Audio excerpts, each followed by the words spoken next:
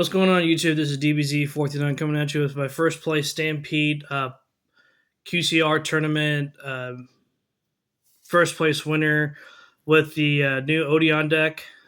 This deck is absolutely amazing. I went 4-0 and I won the play map, but I went ahead and got some other stuff with it instead and pulled a bunch of packs. So it was a really nice event. I went 4-0 and I played against my first two rounds of White Force Azamina Fiendsmith, and then the third round was Blue Eyes Primite, and then finally I played against the mirror match Odion Fiendsmith. Well, I didn't play Fiendsmith in this build. This is a Kashtira Odion build, so you'll see the choice and reasoning behind that. And so, without any further ado, let's go on with the deck profile, starting with the main deck. So we play 3 Man with the Mark. This card's incredible. Obviously, it's like one of your main starters.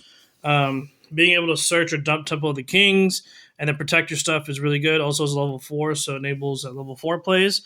A lot of people say this deck is considered like a mid deck because it's very easy to interact with in terms of where to hand trap them.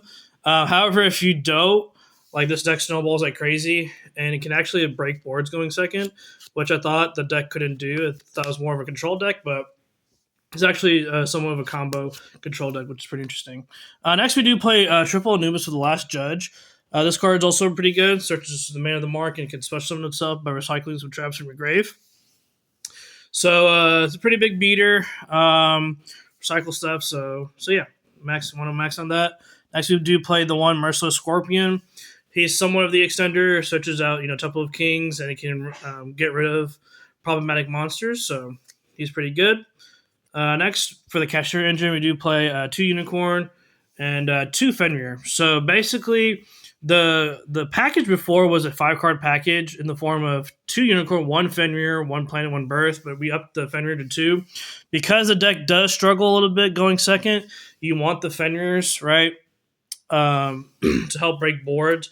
Sometimes I would prosperity into a Kashtira engine to help break boards or do baits, and that was the whole purpose of the Kashtira engine, was to take baits for hand traps in the form of Imperm or Ash on the Kashtira monsters, especially the Unicorn, because people don't want to get their extra decks ripped. So Unicorn is very strong right now, and Fenrir is really good at breaking boards. So also I do play Small World, so Small World does facilitate bridging. So yeah, next for the hand traps, we do play 3 Fuwalos. This is pretty obvious now. I mean, it's like the new age maxi. So we decided to main it. Next, we do play 3 Ash Blossoms. I feel like Ash Blossom is mandatory more than ever because you need to hit the Charmies. So yeah. And then for more hand traps, we do play 3 Infinite Impermanence. And that's it for the hand trap lineup. We only played 9 in the main. And then the rest are just kind of board breaker kind of things. And then the side deck also helps going second. So we do play the 1 Anguish pattern and the 1 Apophis the Serpent. Anguish pattern is pretty good. We decided to run this variant because it's your Trident kind of thing. Being able to pop multiple stuff is really good. And then Apophis to set the Deity is really good. And also enables you to rank 4 plays. We only play 1 Apophis. We don't play 2. I believe the correct ratio is 1 of this and 2 of the Swamp Deity. The idea is you don't want to brick, right? So going second, I tend to take out 1 Anguish pattern, 1 Deity, and just leave 1 Apophis and 1 Deity in the going second. So and then next we do play the 2 Deities. This card's really good. Remember, this effect only happens in the main phase. So stopping cards like Lightning Storm, Duster, or whatever is really good. It's not hard once per turn, and if you have multiple other continuous shots, you can negate multiple stuff. I like this because going to the fusion monster is really good. So if they survive, via mark, not be able to just be destroyed with battle card effects, and then go into the fusion to reset them, you just snowball so much advantage. So really good. Next, we do play 3 Treasures of Kings. This card's also really good. On activation, set a card, and then set a trap that's a Temple of Kings, and then soft once per turn, being able to search any of the Temple of the King monsters. It's really good. And it's also considered Temple of the King. So a lot of people, they try to like Ghost Ogre or something, or pop it with like other cards and with men already face up on the field and whatnot, and protects your card. So it's really strong. Next, we do play triple Book of Eclipse. This was an interesting pick because you want your Man of the Mark effect to resolve going first. When they want to interact with it via like Imperm Veiler or something, you want to protect it, and you can still combo after that. And also, it's a good board breaker going second at the very least. It can at least bait something. But if it's not in a good matchup, like Link monsters or whatnot, you can easily side it out. We do play 2 Small World. So by adding 2 Small World, we have 14 starters now. So prior to that, it was 12. So it was 85% chance that you open a starter. But now with the addition of Small World, we bumped that to 90%. So we kind of fixed the bricking problem. Small World isn't the best form of search, right? Because you neg 1, but at the end of the day, if you do your full combo with 1 card, you generate so much advantage. So that's really good. We also kind of found ways to play around Nib and Droll, and I'll explain later as we go to the side and extra deck. So next for some of the 1-0s, Kashtira Birth, obviously, for the Unicorn, set rotation's broken. Being able to protect yourself from like impermanent stuff when going first, or just taking away your opponent's field spell. Really nice. For more 1-ofs, 1 Prosperity, 1 Terraforming, and then 1 Wraitsoth. This card's also an Ash bait, right? Because then you can do your Man of the Mark plays afterwards if they Ash it or whatnot.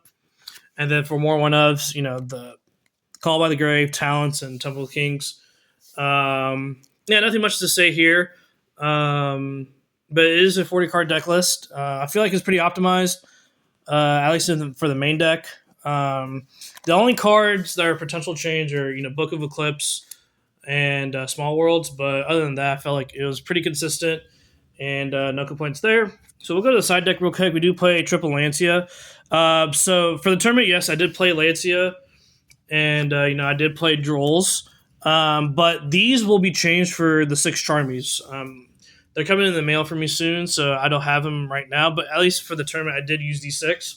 Lancia never came up because I never played Malice, and then Droll was okay for me, but I didn't see it too much. But I mean, in theory, with like Mermails and stuff, like you want to play Droll, but I feel like that deck is getting less popularity. Therefore, I wanted to play Charmies because with Charmies, you can hinder people's boards, because they go on half boards, and so you're able to crack it more easily, and without have to thinking or whatever, and so. Next we do play the 1 Heavenly Prisons. We don't main this card, we actually side it. Reason being is because when you lose die roll, Heavenly Prisons and whatever trap card that you decide to main is pretty useless going second. And so, and also, like, I was trying to think of a generic trap to play in the main deck along with this, and I was just, cycling through virus cards and wasn't really feeling that as auto win. And so we do play a bunch of, like, single trap cards in the form of Verdict, because this card's really good going first. It helps stop evenly. And then also good for burning your opponent as well. Different dimensions to set off the Heavenly Prisons. The 1 Simmel Archfiend, and then 1 D-Barrier for XYZ ritual matchups. And then Simmel Archfiend is actually the sleeper pick. This is actually really good post when the new sets come out.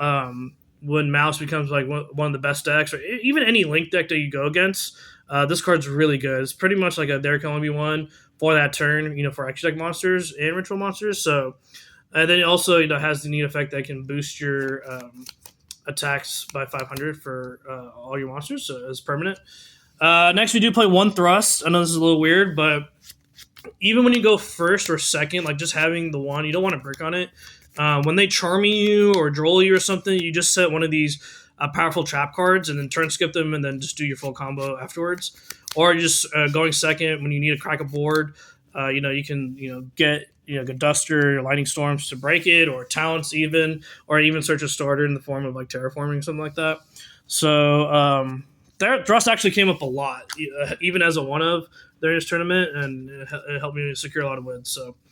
That was it for the side deck, and then moving forward, we do play triple Divine Serpent Apophis. Now, this is a question mark. Like, a lot of people are like on 2 of this, which is fine. But I noticed that Kashtira engine is being super popular right now, and so you don't want them to rip this card out, because going second, like the card that if I only ran two of this is the card they're going to target, and then when you go and then on your turn when you activate a monster effect, they're going to rip the other one. So then you don't have access to this. All these other cards I'm about to show you, I rarely went into, but this is the main one. Silhouette Rabbit I don't really care for because, like I said, going second, like if they rip it, it's fine. It's not a big deal. So next we do play the Selene package and then the Silhouette Rabbit. This is really good because when you have Mark face up and Silhouette Rabbit, Mark can't be destroyed and Silhouette Rabbit can't be destroyed in battle. So then you can link up to Selene to access code and like blow, run over stuff or destroy, problematic cards. And then the one Link Spider, one SP. You don't need to run multiple Link Spiders. I know some people are. You just need the one just to get rid of stuff and add feel for access code or link away those trap monsters, and for these because all these monsters require effect monsters. So pretty generic stuff here, and then you're gonna see a bunch of rank 4s. Baguska never went into Gallant Granite for the Heavily Presence combo. Time Thief Redoer also is an interesting pick because it helps get rid of like really random stuff. And it can like help dodge, Nibiru's, things of that nature. One Exciton never went into, but if you need to break the board, you can with him. Cowboy I did go into once, for a time. And lastly, we do play Sky Crisis and Sky Thunder Zeus. Also, never went to Zeus, never had the need to. And then Sky Crisis was probably the card I went into most of my extra deck, other than the fusion monster, to help break boards and whatnot. It's really good. So yeah, anyways, YouTube, thank you so much for watching. If you have any questions, any concerns, or anything of that nature, just go ahead and post a comment below. I tried my very best to read those comments and respond to the best of my ability. Once again, thank you for watching. Have a great rest of the day.